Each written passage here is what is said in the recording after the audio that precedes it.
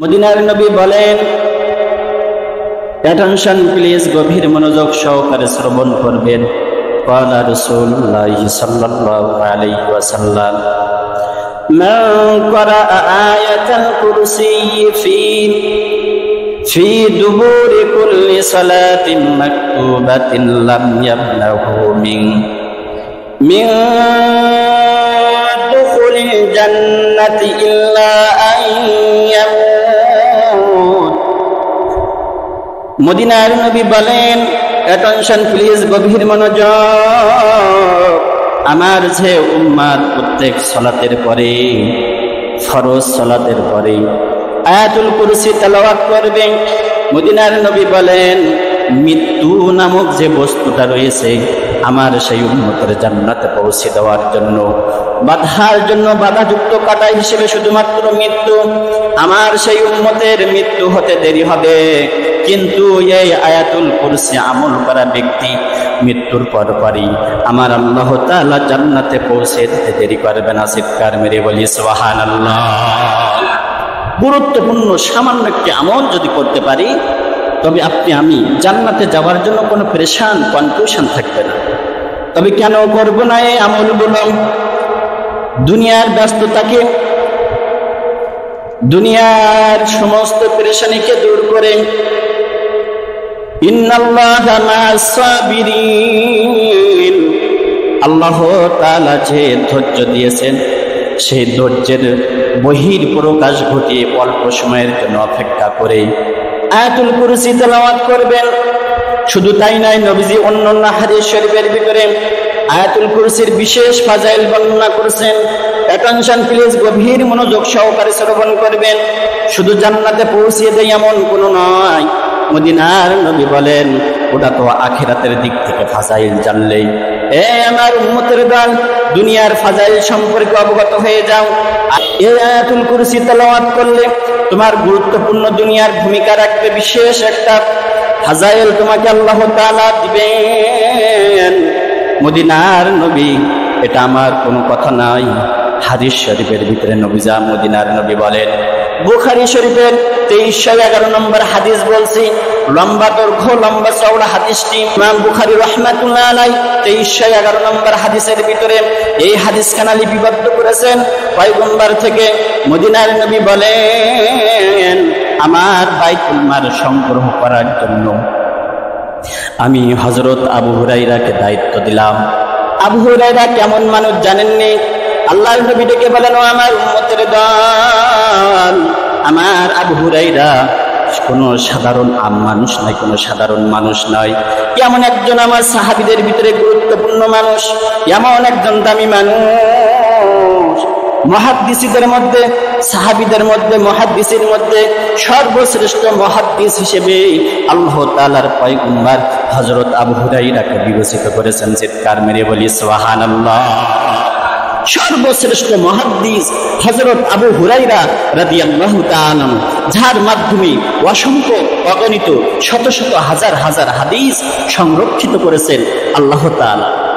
সেই এমন একজন ব্যক্তিকে মদিনার নবী বাইতুল মালের হেফাজতের জন্য দারোয়ানি দায়িত্ব দিলেন, পাহারাদার দেওয়ার জন্য, পাহারা দেওয়ার জন্য দায়িত্ব দিলেন।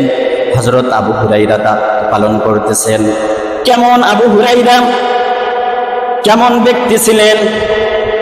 এমন একজন ব্যক্তিত্ব, যে সময় পাহারা দিতেছেন, রাতের গহীনে একজন আগন্তুক ব্যক্তি, একজন শয়তান মানুষের আকার ধারণ করেছে, মানুষের আকৃতি ধারণ করে বাইতুল মালের ভিতরে ঢুকে পড়েছেন, গোদাম ঘরের ভিতরে ঢুকে পড়েছেন।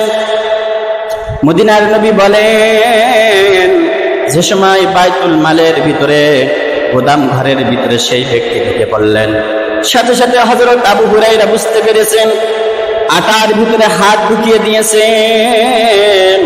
হযরত আবু হুরায়রা সাথে সাথে সেই ব্যক্তির হাতটি ধরে চেপে ধরলেন। ও বুড়া বাবাজি, জীবন তো পার হয়ে গেছে, শেষ হয়ে গেছে, শেষ পর্যায়ে সে কেন আবার চুরির অপবাদ নেওয়ার জন্য গোদাম ঘরের ভিতরে ঢুকেছো?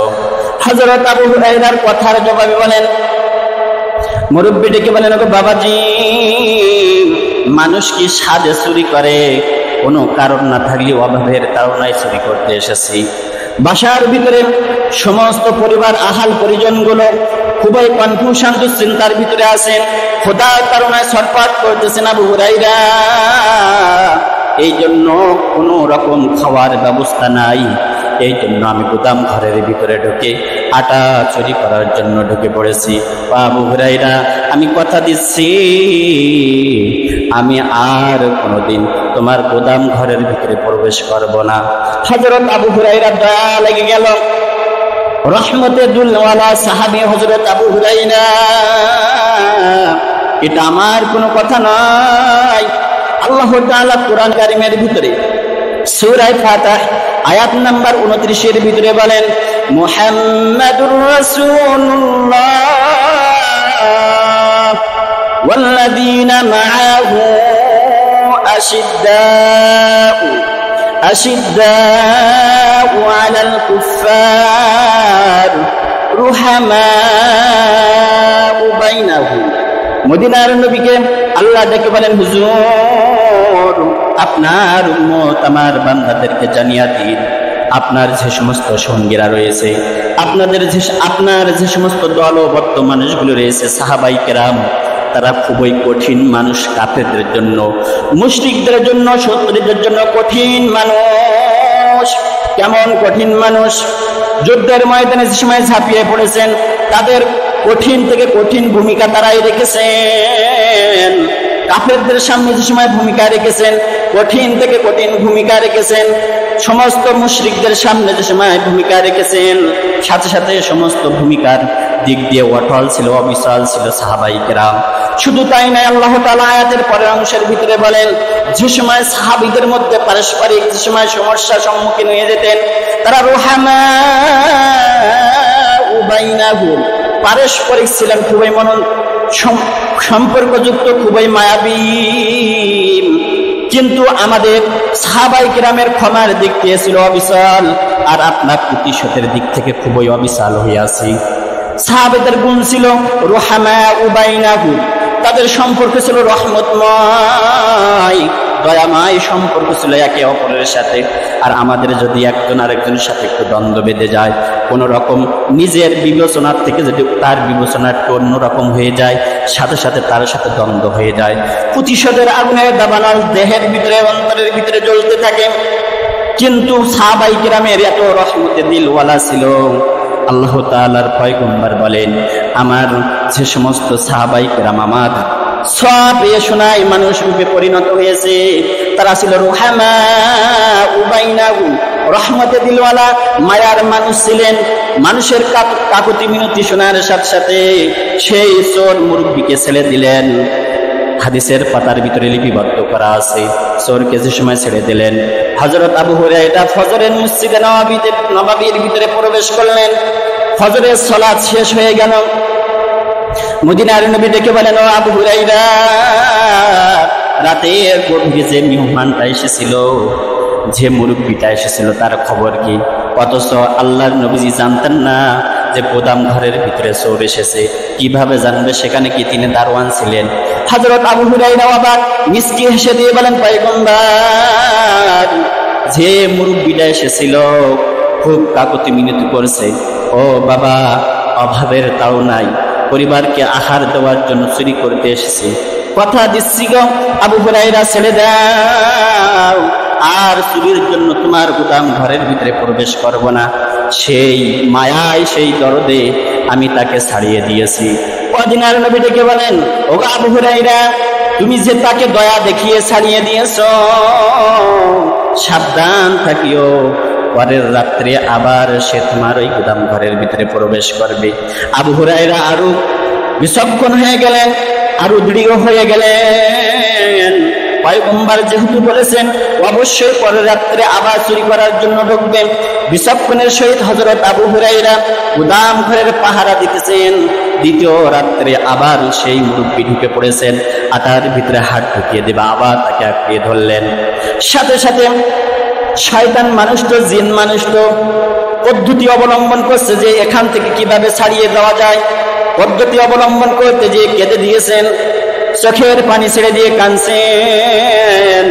ওগো আবু হুরায়রা, অভাবের তাড়নায় এসেছি, সন্তানরা চোখের পানি ছেড়ে দিয়ে কাঁদছে, এই জন্য তাদের মুখে কোনো আহার দিতে পারছি না, এই জন্য চুরি করতে এসেছি। চোখের পানি দেখে হযরত আবু হুরায়রার মায়া হইল। হযরত আবু হুরায়রা এমন একজন দয়ার মানুষ ছিল, রহমতওয়ালা দিলওয়ালা মানুষ ছিল। তাকে দ্বিতীয় রাত্রেও ছেড়ে দিল। ফজরের নামাজ শেষের পরে পয়গম্বর ডেকে বলেন, আবু হুরায়রা আবার কি ছেড়ে দিয়েছো? হযরত আবু হুরায়রা বলেন, হুজুর, হ্যাঁ, চোখের পানি দরকার করি সাগরের মতো স্রোত বাহির হয়ে যাইতেছে, এই জন্য দিলেও রহমত, দিলের ভিতরে একটু মায়া জাগ্রত ছাড়িয়ে দিয়েছি। মদিনার নবী বলেন, আবু হুরায়রা সতর্ক থাকো, তৃতীয় রাত্র আবার প্রবেশ করবে।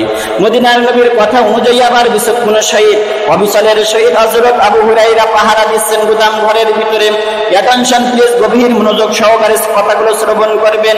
গুরুত্বপূর্ণ একটি আমল রয়েছে এই হাদিসের ভিতরে, এই জন্য লং একটি দীর্ঘ একটি হাদিস আপনাদের সম্মুখে বর্ণনা করছি। মদিনার নবীর কথা শুনে অবিচলের সহিত, খুব কঠোর সহিত হযরত আবু হুরায়রা বাইতুল মালের পাহারা দিচ্ছেন।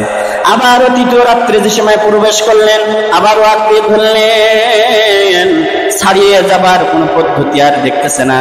আবু হুরায়রা বলতেছেন, তৃতীয় রাত্র তুমি যেহেতু আবার এসেছো, তোমাকে ছাড়বো না, তোমাকে ছাড়বো না, আমি পয়গম্বরের নিকটে তোমাকে নিয়ে যাইব।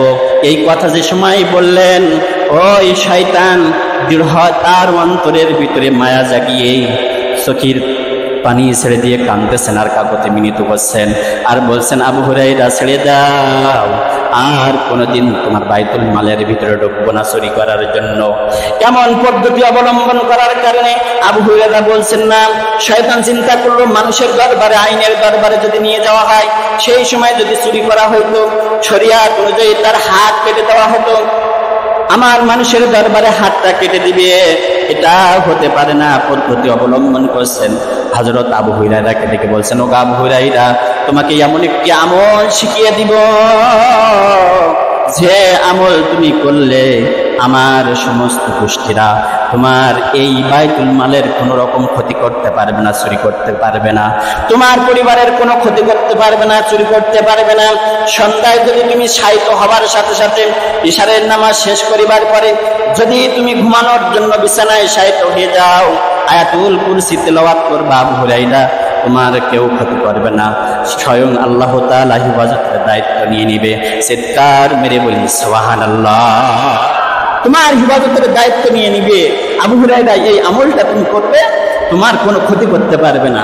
হযরত আবু হুরায়রা যেহেতু একটি আমল শিখিয়ে দিয়েছে, আর কোনো চুরির কোনো পন্থা বা পথ নেই, এই মুহূর্তে আমি তাকে ছেড়ে দিতে পারি। নবীজির দরবারে গিয়েছেন, ফজরের নামাজ আদায় করেছেন মসজিদে নববীতে। নবীজি বলছেন, আবু হুরায়রা, তৃতীয় দিনেও কি করছো, তাকে ছাড়িয়ে দিয়েছো? হযরত আবু হুরায়রা বলছেন, হুজুর, হ্যাঁ, এমন একটি আমলের কথা সে আমাকে শিখিয়ে দিয়েছে, আমাকে বাঁচিয়ে দিয়েছেন, যে আমি তাকে ধরে এনে আপনার সম্মুখে উপস্থিত করতে পারি নাই। আল্লাহর নবীজি বলেন, ও আবু হুরায়রা, কি আমল, কেমন আমল তোমাকে শিক্ষা দিয়েছেন? হযরত আবু হুরায়রা বলেন, ও নবীজি, আমলটি হলো, যদি রাতের গহীনে শায়িত হবার সাথে সাথে আয়াতুল কুরসি পড়ে ঘুমানো যায়, তবে তার বাড়ির কোনো শয়তান ক্ষতি করতে পারবে না, কোন রকম ওয়াসওয়াসা দিতে পারবে না, কোন রকম তার পরিবার পরিজনদেরকে ক্ষতি করতে পারবে না। মদিনার নবী হাদিস শরীফের ভিতরে ডেকে বলেন, ওগো আবু হুরায়রা, আনা ইন্নাহু যদিও ব্যক্তিটা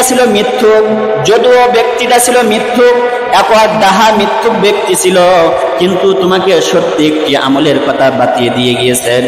পয়গম্বর ডেকে বলেন, আবু হুরায়রা, তুমি কি জানো সেই ব্যক্তিকে? অবশ্যই জানার জন্য হযরত আবু হুরায়রা প্রশ্ন করলেন, ইয়া রাসূলুল্লাহ, ইয়া হাবিবাল্লাহ, জানতে চাই সেই ব্যক্তিকে। মদিনার নবী বলেন, তা'লামু মান তুখাতিবু মিনহু সালাসি লায়ালিন ইয়া আবু হুরায়রা, 3 দিন যে ব্যক্তি তোমার গোদাম ঘরের ভিতরে চুরি করতে এসেছে, তাকে কি তুমি জানো, তাকে কি তুমি চেনো? মদিনার নবীর সাহাবী হযরত আবু হুরায়রা বলেন, ওয়ালা লা, ওগো পয়গম্বর, না, আমি জানি না সেই ব্যক্তিকে। মদিনার নবী ডেকে বলেন, তবে শোনো সেই ব্যক্তিকে। আল্লাহর নবীজি বলেন, ক্বালা যাকা শাইতান। হাদিস শরীফের ভিতরে নবীজি বলেন, সে কোনো সাধারণ আম মানুষ নয়, সে ছিল একজন শয়তান।